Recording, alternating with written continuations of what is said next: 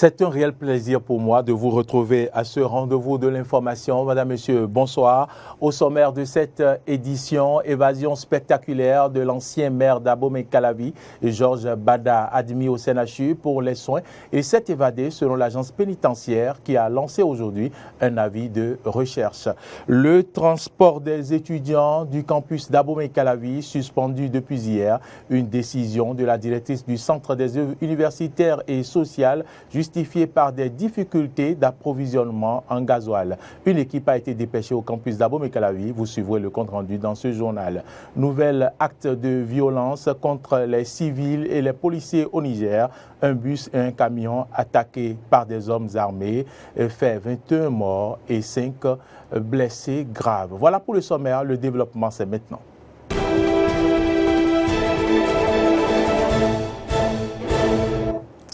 Merci à toutes et à tous pour l'attention et bienvenue dans ce journal. Comme une traînée de poudre, l'information circule depuis plusieurs heures. L'ancien maire d'Abomey-Calavi, Georges Bada, est introuvable en prison depuis plusieurs mois et admis au CNHU Hubert Koutoukou-Maga pour des soins. Il s'est évadé selon l'agence pénitentiaire qui vient de lancer sa recherche. Dans un message radio adressé à toutes les unités de la police républicaine, le directeur général de l'agence pénitentiaire du Bénin signale l'évasion de Georges Bada, ancien maire d'Abomey-Calavi, en prison pour l'affaire domaniale dite de 39 hectares. Le détenu s'est évadé dans la nuit du jeudi 17 au vendredi 18 mars 2022 du CNHU où il recevait des soins. Rappelons que Georges Bada a été condamné à 6 ans de prison dans l'affaire 39 hectares. Il avait été reconnu coupable pour abus de fonction. Suite à son évasion, 5 de ses proches retrouvés sur les lieux ont été appréhendés. L'agence pénitentiaire informe également de l'arrestation de tous les agents commis à la garde de l'ancien maire. Je cite, l'agence pénitentiaire du Bénin et les unités de police informent toute personne l'ayant aperçu de bien vouloir informer les autorités compétentes. Fin de citation. Par ailleurs, il faut signaler que l'ancien secrétaire général de la mairie d'Abomey-Calavi, sous la mandature de Georges Bada, lui aussi en prison pour la même affaire, est décédé dans la nuit du jeudi 17 au vendredi 18 mars 2022.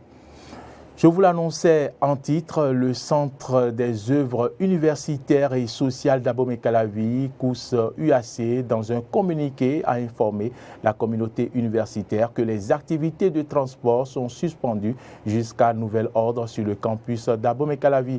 Une décision prise, bien sûr, qui a pris effet, j'allais dire, depuis hier. Raison avancée, la pénurie nationale et internationale observée dans le domaine des hydrocarbures et qui perturbe l'approvisionnement en gasoil dans bon nombre de pays.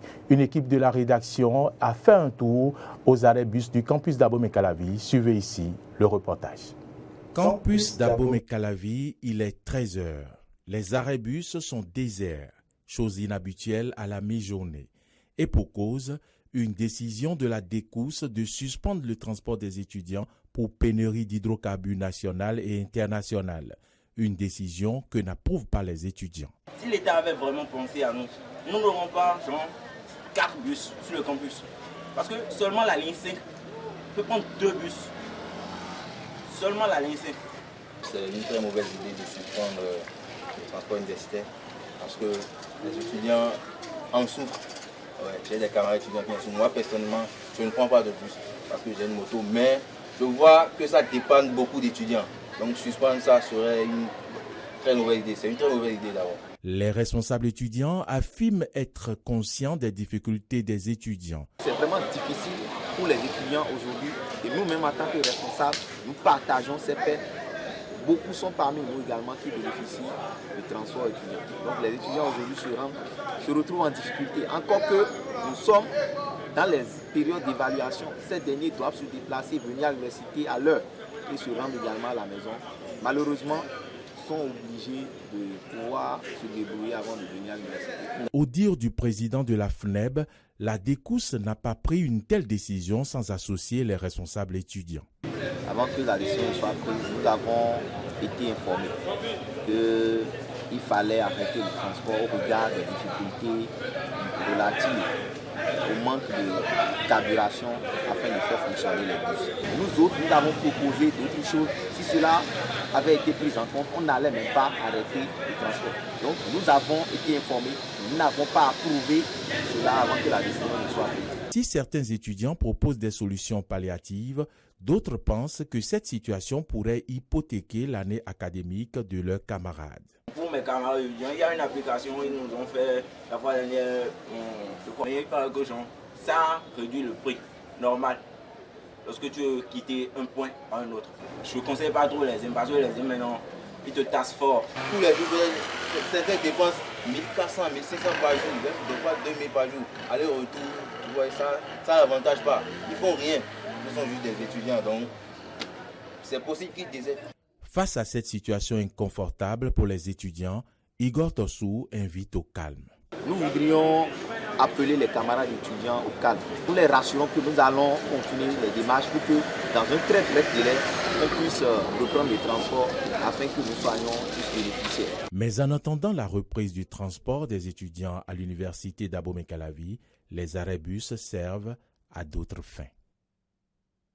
Autre information dans ce journal, œuvrons ensemble pour des communautés éduquées et engagées pour les droits humains. C'est le thème de l'atelier de formation ouvert ce matin et qui réunit les professionnels des médias. Et c'est une initiative de Amnesty International Bénin qui s'inscrit dans le cadre du projet de renforcement de l'éducation aux droits humains au Bénin. La formation sera axée sur les techniques de suivi, documentation et rapportage des droits humains. Voici un extrait du discours de la vice-présidente de la Haute Autorité de l'audiovisuel et de la communication. L'Amnesty International Bénin, à travers cet atelier, offre une opportunité aux acteurs des médias pour passer en revue les notions fondamentales, les principes et valeurs des droits humains aux fins de leur appropriation, de leur promotion et de leur intégration dans l'écosystème médiatique au Bénin.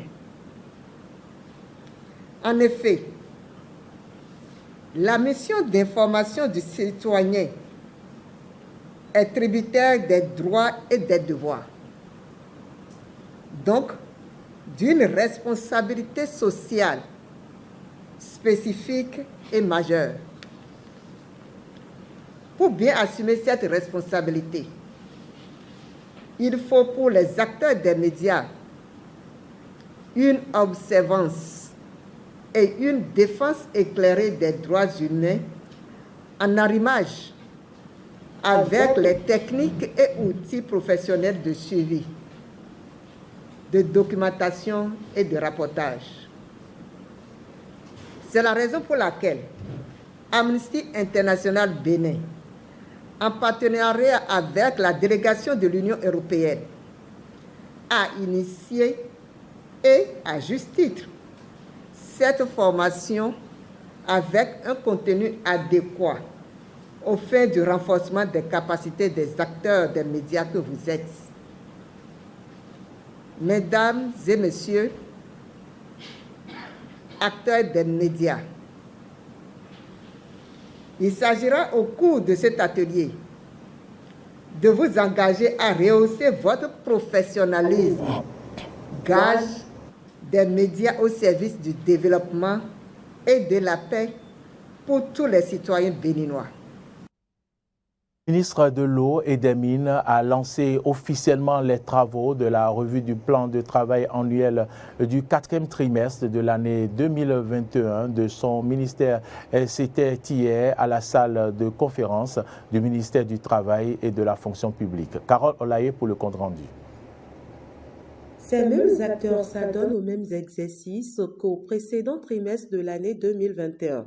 Ils sont des cadres des différentes structures et directions déconcentrées techniques du ministère de l'Eau et des Mines. Ils s'attellent ainsi à la dernière revue du plan annuel de travail de l'année écoulée. Occasion pour le ministre Samou Seydou Adambi de faire le point des performances enregistrées par action et par programme budgétaire. Les crédits engagés à fin décembre 2021 sont de 15 milliards 728 millions pour un cadre de dépenses à moyen terme de 84 milliards 874 millions, représentant ainsi un taux d'exécution financière de 89,22%, base engagement pour une prévision de 100%. Les performances financières enregistrées sont la conséquence directe des réalisations physiques obtenues au cours de l'année 2021, soit un taux d'exécution physique de 110,82% pour une prévision de 100% à la même période et compte une performance de 56,46% enregistrée au trimestre 3 de l'année 2021. Selon la directrice de la planification de l'administration et des finances, ces résultats satisfaisants sont obtenus grâce au leadership du ministre de l'Eau et des Mines. Chaque fois et toutes les fois que nous allons vers vous, nous obtenons satisfaction. Monsieur le ministre, la performance obtenue en 2021, loin de nous griser, loin de nous enivrer, constitue le levier sur lequel nous comptons nous appuyer pour aller plus loin cette année en 2022. En invitant ses collaborateurs à redoubler d'efforts pour plus d'actions d'éclat, le ministre Samou Seydou Adambi a rappelé l'objectif principal à atteindre en 2022. Il s'agit de la couverture intégrale du territoire béninois en eau potable et de l'exploitation rationnelle des ressources minérales et minières. En bref, et hors de nos frontières, un bus et un camion transportant des fruits et légumes ont été l'objet d'une attaque menée par des bandits armés non encore identifiés à bord de plusieurs véhicules et au guidon de moto à 5 km du poste de police frontalier de Petelkol. Après du Burkina Faso, détaille un communiqué du ministre nigérien de l'Intérieur. Le bilan provisoire de cet acte criminel fait état de 21 personnes tuées, dont 2 policiers, 7 personnes blessées, dont un autre policier évacué. À l'hôpital, le bus et le camion ont été incendiés. Madame, Messieurs, c'est ici que se referme ce journal. Merci à toutes et à tous de l'avoir suivi. L'information se poursuit sur nos différentes plateformes YouTube, Twitter et Facebook et sur notre site internet www.benin-eden.tv. Bonne suite de nos programmes et surtout bon week-end à vous. Ne ratez surtout pas l'émission Forum des rédactions. C'est tout à l'heure en notre compagnie à 21h. Bonsoir.